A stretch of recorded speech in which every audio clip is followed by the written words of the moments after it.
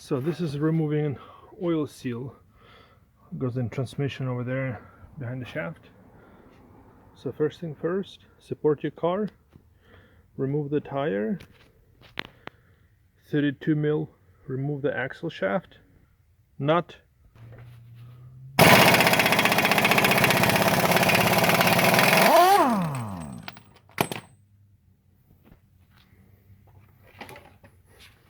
and turn your wheel, 17 mil, remove the caliper brackets,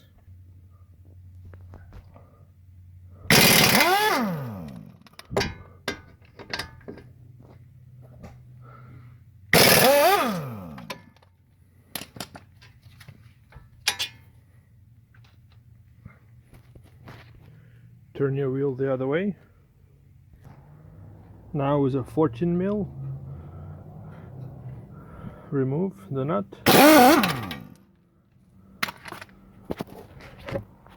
Same thing on the bottom, right here.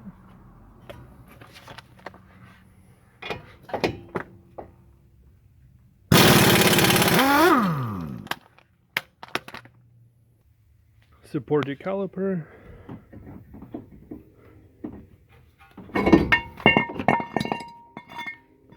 Remove the disc. Here, you may want to mark the shock against the knuckle. Worst case scenario, remove the bolt to remove the knuckle completely.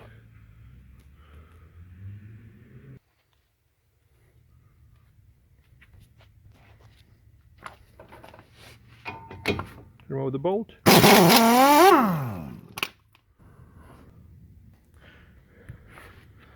Now right here, bang it a few times.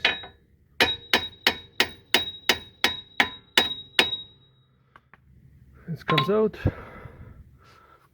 It gives you quite a bit of play. Now make sure, of course, you have about 1 liter of transmission fluid with you. Now with axle removed, you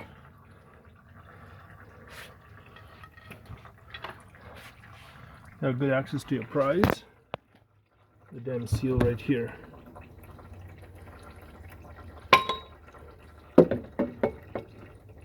There's a good view of it. Now removal time for the seal. I'm sure there are many ways possible, but there is a seal puller.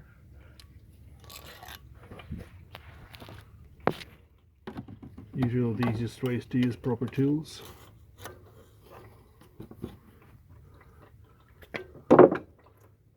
And it comes out just like that.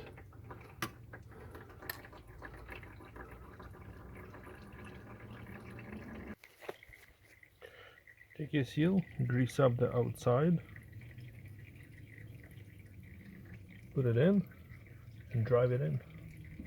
Again, I'm sure more than one way to drive the seal in. This is the kit I'm using.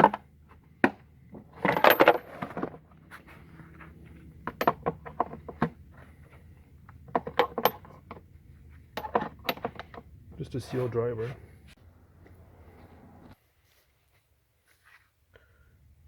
Pick one that's just a little bit smaller.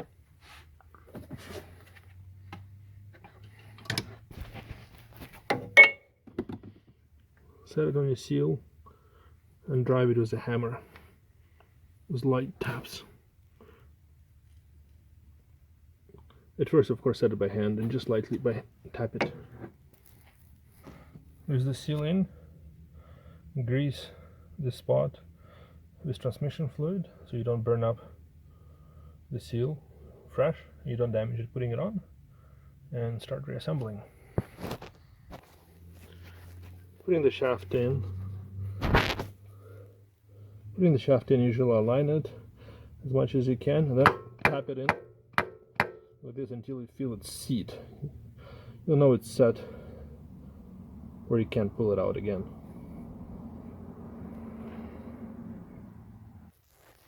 Good practice to add a bit of grease to the end of splines, a little bit to the end of shock so it doesn't seize next time when you take it apart, and just start reassembling it all.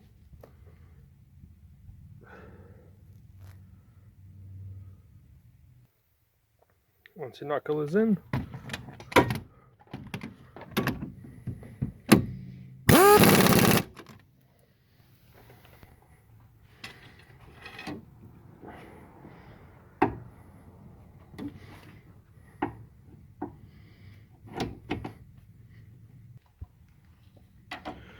tighten all your nuts.